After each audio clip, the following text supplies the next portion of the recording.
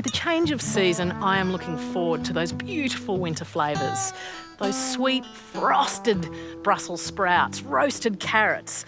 But I'm also looking to broaden my flavour horizons. You know, humans, we can taste salty, we can taste savoury, sour and even bitter flavours. And I want to plant them all, starting with this cold climate classic. In Australia, bitter flavours aren't really that common, but in places in the world that experience a really deep winter, they are celebrated. Their flavours cut through that really traditional, rich winter food.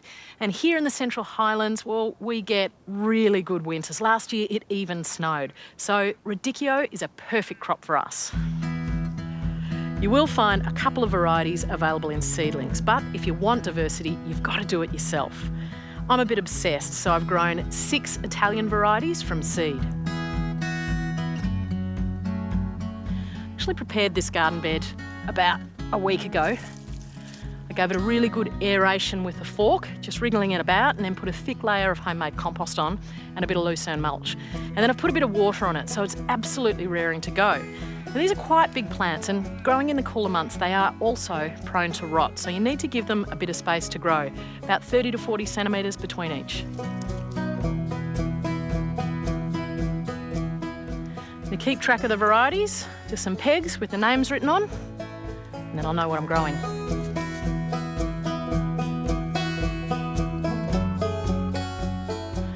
Once the plants are established and the cooler weather hits, that's when those delicious hearts start to form. And to make them even tastier, you can do a thing called blanching, which in gardening terms means that you stop the light hitting the plant. Now you can tie some of those coarse outer leaves up around the top of the heart with a bit of string, or you can do something like pop a big old pot over the top. I'm going to do some experiments. I'll let you know how I go. This is a plant that I have wanted to grow for such a long time. It's true licorice and I love the stuff. And apparently this is something like 50 times sweeter than sugar, so I reckon it's going to be a welcome addition to the garden. Now it's a little Mediterranean shrub. It's herbaceous, which means it'll die right back down to the ground in winter and then shoot away. And it's best in a full sun position or a little bit of shade. Now it does need really, really good drainage. So in the garden you need to make sure it has it, or in a container make sure it's got a really good drainage hole.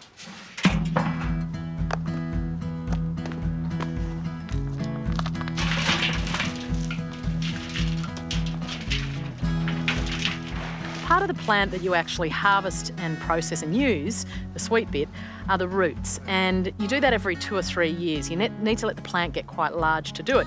Don't worry, I'm into the gardening thing, I can wait. And when you do that, you'll harvest some of those roots, use them to make ice cream or something else interesting, and then you replant what's left so it can grow on and you can do it again. Sweet.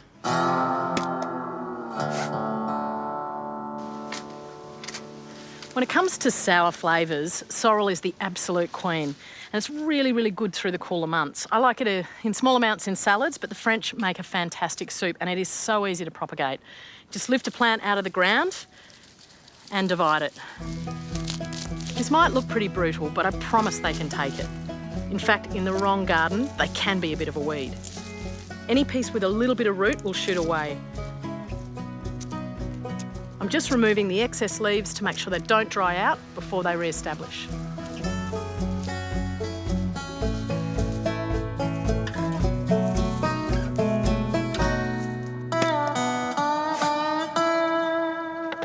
You might find it hard to believe, but celery is actually really high in sodium, particularly when you're a bit mean to it, as I tend to be. If you want to grow celery with really lush, succulent, water-filled stems, then you need to do that in the milder months and give it lots of water and nutrients. If you just want a few sticks to chuck in a soup with lots of flavour, you can bung them in anywhere, which I do. A couple of plants does the trick, and give the rest to a friend.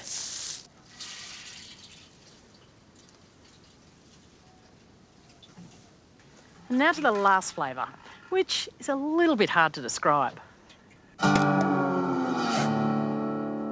How do you describe an indescribable flavour?